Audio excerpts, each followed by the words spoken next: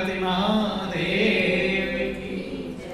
हर जिन्होंने तैरना सीखा वही बस पार होते हैं। जिन्होंने तैरना सीखा वही बस पार होते हैं। जिन्होंने तैरना सीखा वही बस पार होते हैं। जिन्होंने तैरना सीखा वही बस पार होते हैं। अनाड़ी मोह दरिया से नहीं उद्धार होते हैं। अनाड़ी मोह दरिया से नहीं उद्धार होते हैं। ये सारा संसार एक दरिया है, मोह की दरिया है। किसकी दरिया? मोह की दरिया मैंने सागर, दुख का सागर, इसलिए इसे भाव सागर कहते हैं। मोह की दरिया है और सब लोग इस दरिया में ही डूब उतरा रहे हैं। नहीं डूब रहे हैं? जिधर देखो उधर मोह ही मोह है। और रामायण में लिखा गया मोह सकल व्याधि कर होगा। जब आप इस संसार में पैदा हुए थे, किसी से कोई मोह था? खबर दिल से पूछो, छोटे से बच्चे थे, था मोह किसी से? जानते भी नहीं थे यही मेरी माँ है। और आपके सामने ही आपके माँ की मौत हो जाती तो आप कोई दुखी होते हैं?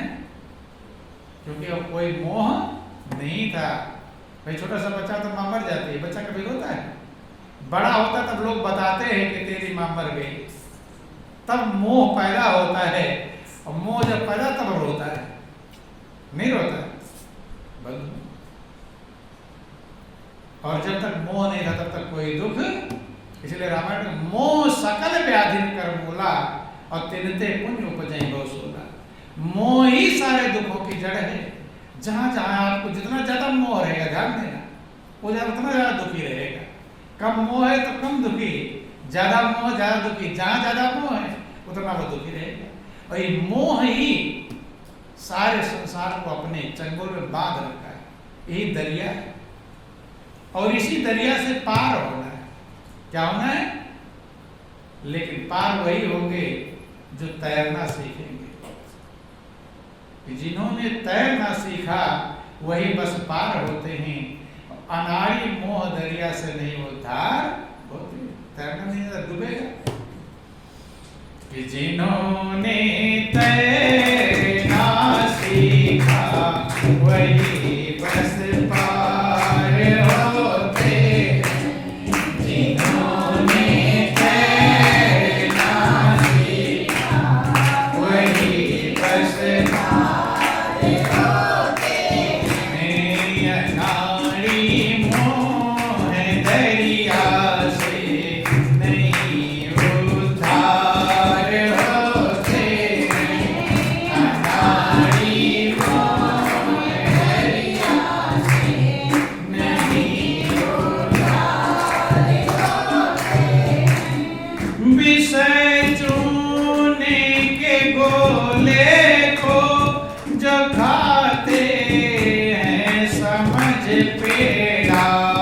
विषय चूने के गोले को जो खाते हैं समझ पेड़ा। वही भवरोग में फंस कर सदा बीमार होते हैं।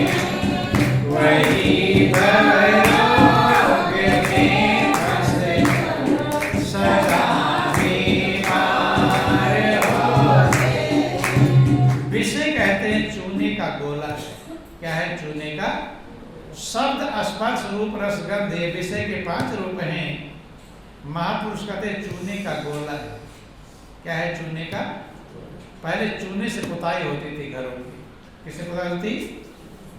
तो पानी में जब चूना डाला जाता था क्या होता, खौलता था। क्या होता था, खौलता था। जब दोनों क्रिया करते हैं तो ऐसे अगर चूने के गोले को कोई पेड़ा समझ कर खाए तो खुश रहेगा कि बेचैन, क्या होगा।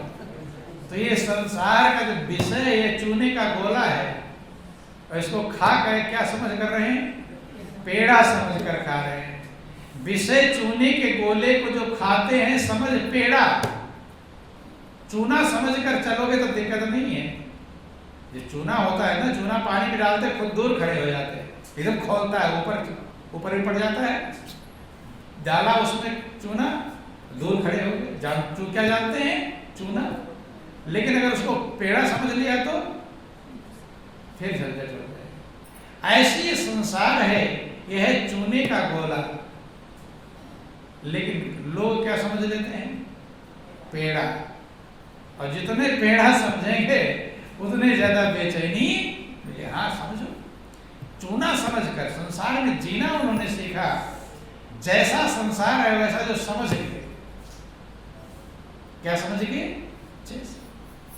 महापुरुषों ने कहा कि यहां से अपने मन को हटाकर जो सही में पेड़ा है, वो पेड़ा है परमात्मा। वो खोल नहीं रहा, वहां मिठास है। दुनिया में मिठास मौजूद नहीं है, ध्यान देना, दुनिया में मिठास नहीं है। जैसे कभी कभी उदाहरण दिया था आपको कि बच्चे फ्रूटी पीते हैं ना, तो एक पाइप लगा देते हैं पीने के लिए उस रस को। तो मिठास पाइप में है या जो डब्बे में रस भरा है उसमें, किसमें। और कोई बच्चा समझ ले कि यही पी रहा था, इसमें मिठास थी, अब पाइप लेकर इधर उधर भागे और फ्रूट डब्बा वहीं छूट जाए, तो मिठास मिलेगी, मिलेगी। मिठास मिलने वाली पाइप तो एक माध्यम है, मिठास है जो रस भरा है डब्बे में। तो यही लोग कर रहे हैं, पाइप लेकर भाग रहे हैं और मिठास जिसमें थी वो छूट गया। अर्थात संसार पाइप है, नलकी है, और परमात्मा मिठास है, रस। रसो वैसा, परमात्मा का एक विशेषण रसो वैसा, रस भी, आनंद भी उसका गुण है, रस उसका गुण है। तो मिठास तो उसमें थी, लेकिन कहाँ दौड़ रहे हैं, पाइप लेकर, नलकी लेकर दौड़ रहे हैं, फिर दुनिया में मिठास मिलती नहीं है।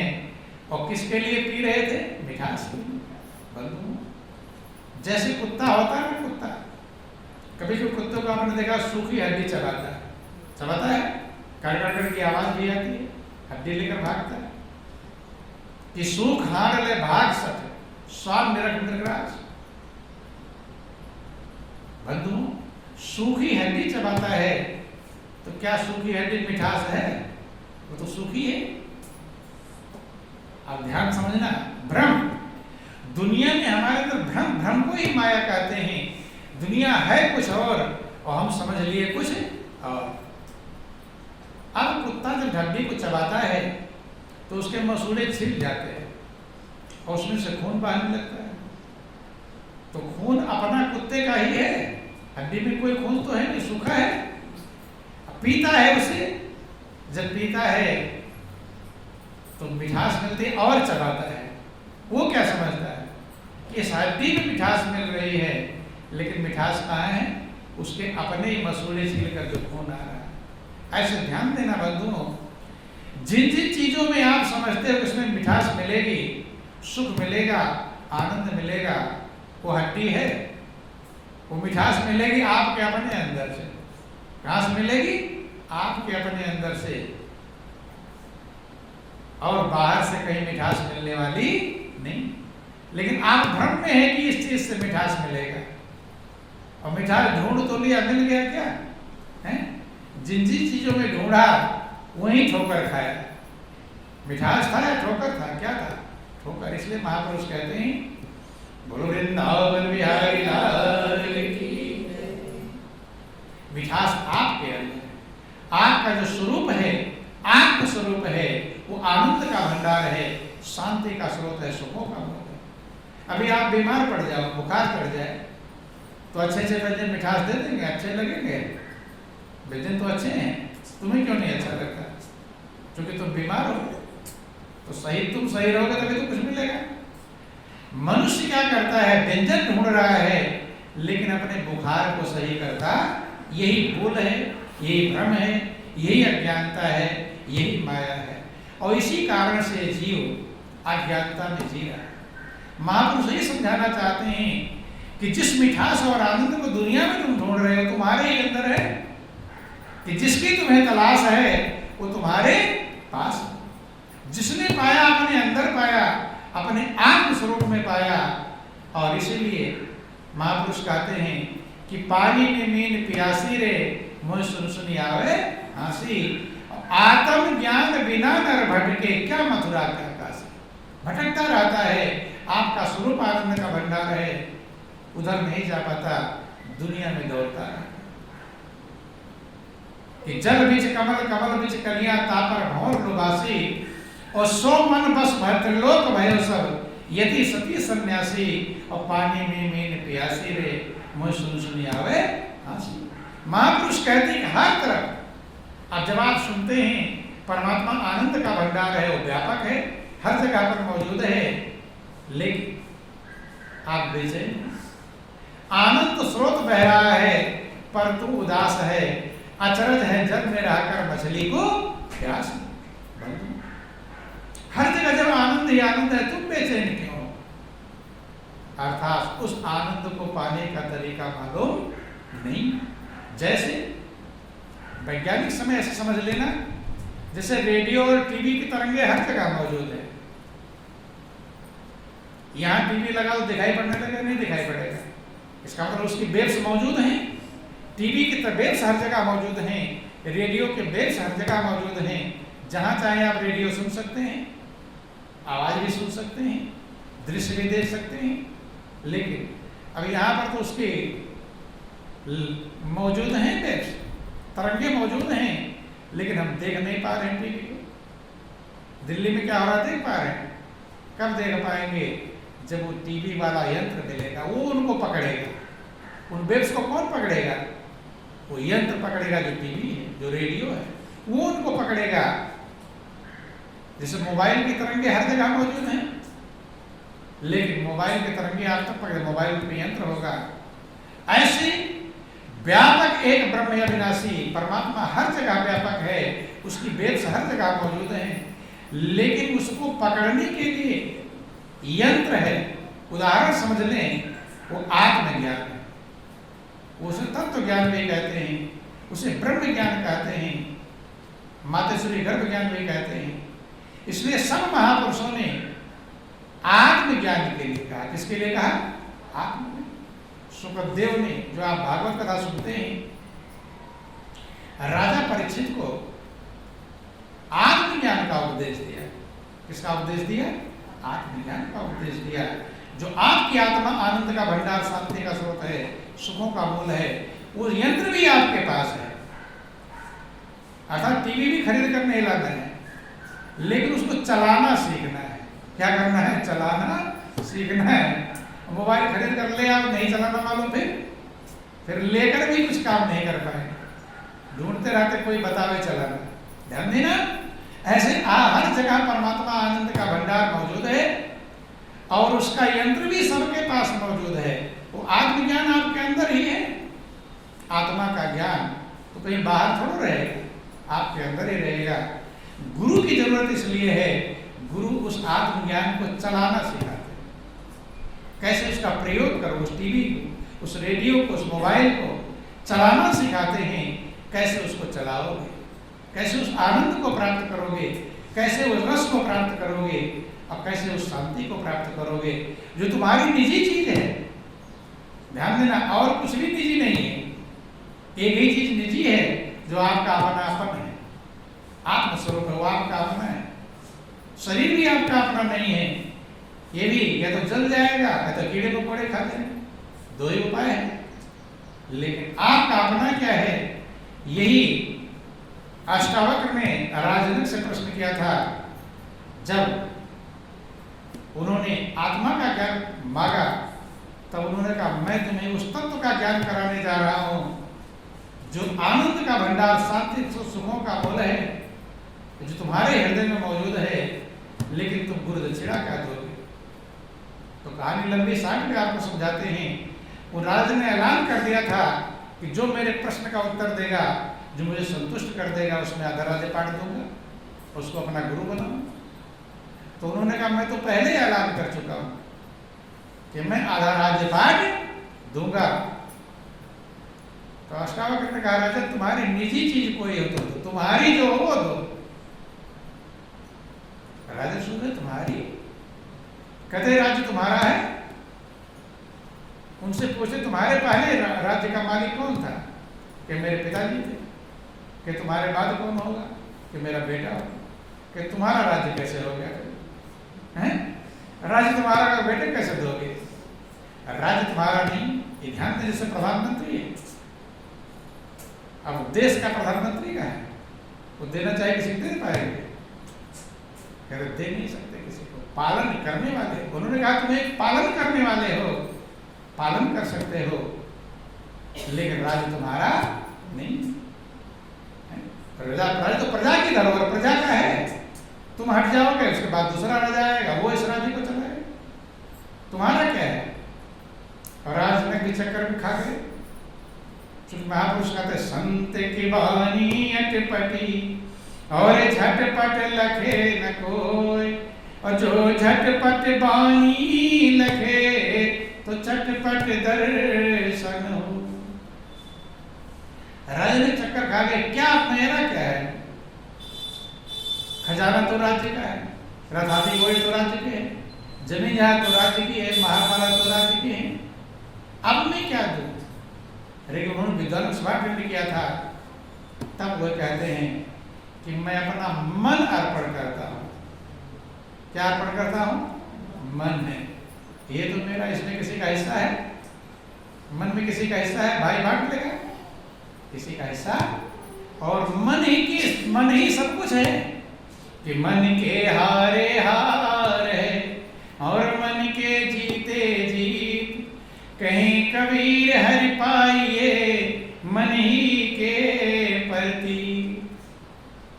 मन जिसने दे दिया सब दे दिया, कुछ बाकी नहीं रहा। कि मन दिया तिन सब दिया और मन के लार शरीर, और अब देव को क्या रहा कह गए दास कबीर। मन के पीछे तो सब है। जो शादी विवाह होता है तो क्या देते हैं? लिखा दे थोड़ा रजिस्ट्री कि ऊपर वाला कमरा भी पत्नी को दे रहा हूँ, नीचे वाला कमरा पत्नी, किचन भी इधर, कुछ लिखवाते हैं? एक चीज देते हैं, मन देते हैं। कहते हैं मन दे दिया तो पूरा घर मकान सब किसका हो गया? पत्नी। ध्यान देना। तो जब उन्होंने मन अर्पण किया तब उन्होंने वो यंत्र, जिस यंत्र के लिए वो यंत्र हम कह रहे हैं, उसे तत्व ज्ञान कहते हैं, जिसको भगवान अर्जुन को सलाह देते हैं, अर्जुन तू किसी तत्वदर्शी महापुरुष शरण में जाकर तत्व ज्ञान को प्राप्त कर। तब ये जो मोह का बाउंडर फैला हुआ है, ये मरेंगे, ये जिएंगे, ये होगा, व्याकुल हो रहा है, बिना उसके खत्म हो सकता नहीं। तो जो तीसरा जो भक्त गया हुआ था, खाई के फिर सामने भी आई, लेकिन कई बार जब मौत का मुंह देख चुका था, मौत का भय खत्म हो गया। अब मौत से कोई डर नहीं, कोई संशय नहीं था, ना अपने पर संशय है, ना गुरु को पर संशय है, न ये संशय कि गुरु ने गलत रास्ता बताया, और न ये संशय कि मैं कहीं भटका हुआ हूं। कुछ भी नहीं, खत्म हो गया। भय रहेगा तभी संशय, भय खत्म तो सब संशय खत्म। बहुत भयंकर खाई थी, जैसे खाई में उतरने के लिए एक पैर आगे बढ़ाया, पैर आगे बढ़ाते ही आगे सोने का क्या था? पहाड़, हीरे मोती, पर खत्म ही बढ़ाना था, वो सोने का पहाड़ परमात्मा है। क्या है? परमात्मा। सोने का पहाड़ भी मिल जाएगा। अभी आप सुन रहे थे कहानी सोने का पहाड़, सोने का पहाड़, तो सोच रहे हो मुझे मिल जाए तो कितना अच्छा रहेगा। बोलो वृंदावन बिहारी लाल, सोने का पहाड़ भी पा जाओगे, वो भी छूट जाएगा। सबसे बड़ा सोने का पहाड़ परमात्मा है, वो कभी छूटने वाला नहीं। कि मेरे जन्म जन्म के साथी जैसे दीपक बत्ती, दीपक बत्ती का साथ रहता है, ऐसे परमात्मा जीवात्मा का संग हमेशा रहता है। अलग नहीं, अलग तो अज्ञानता से हो जाती है, वो अलग हुए भी नहीं, खाली समझ लिया कि अलग हो गए हैं। जैसे सपने में अच्छी खाटी खाट पर सोए रहते हैं, बेड पर सोए रहते हैं, और स्वप्न देखकर चिल्लाते रहते हैं, हाय मैं मरा, हाथी मारा, ये किया, चिल्लाते हैं, न कोई मार रहा न काट रहा। एक संकल्प पैदा हो गया है जो तुम्हें बेचैन कर रहा है। ऐसे दुनिया भी एक संकल्प से बनी हुई, समझ लिया ये मेरा, वो मेरा, मेरा है कुछ भी नहीं। तो इस अज्ञानता खत्म करने के लिए ज्ञान का प्रकाश चाहिए, और जब तक ज्ञान का प्रकाश नहीं मिलेगा तो ये भ्रम खत्म होने वाला नहीं। इसीलिए सदूर के बिना राह ना पावे कोई, भरमत फिरे भरम नहीं छूटे, भरम अंधेरा हुई, और जब लग चकमक लागे नहीं, अग्नि प्रगट कैसे।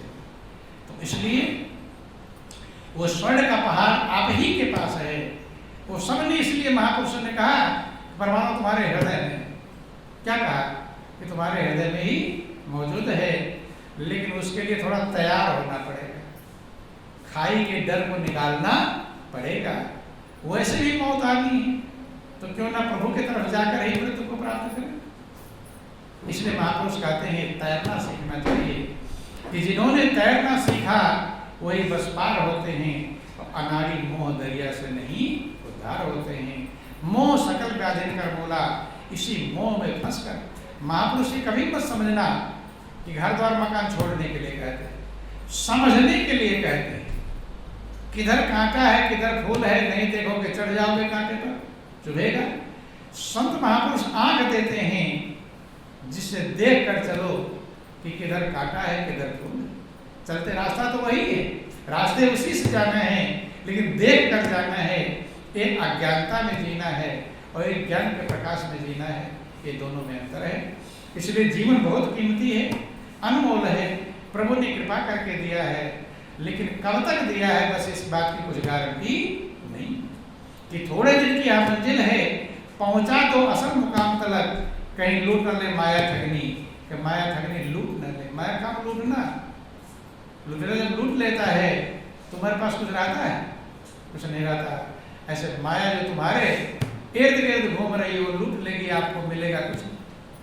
इसलिए माया में अज्ञानता, ध्यान देना। इसलिए समझें, विचार करें, मनन। जितना जिंदगी अब तक बीत गया, जो बचा है उसे समाज की गारंटी नहीं है, गारंटी एक पल की भी नहीं। कि जो सांस निकल कर जावे क्या पता हुआ पेशावे, जो सांस गई है लौटेगी कुछ गारंटी नहीं। हाँ, प्रभु कृपा से जो बचा है वो अगर चांस बचा थोड़ा है तो वो संभाल सकते हो, नहीं तो वो भी चांस जा रहा है। इसलिए महापुरुष कहते हैं काल करे सो आज कर, आज करे सो अब, और पल में परले होएगी बहुत करोगे। कि जो करना है जल्द कर, और क्यों बैठा है मौन, और पल में परलय होएगी कल की जाने को। अगले पल का कुछ भरोसा नहीं। इसलिए जिसने समझा सब कुछ छोड़कर वो सच्च मंजिल पर लग गया, और वही जीवन का, सारे जीवन का लक्ष्य है। इन्हीं चीजों के साथ बोलिए प्रेम से गुरुदेव महाराज की, श्री सच्चिदानंद भगवान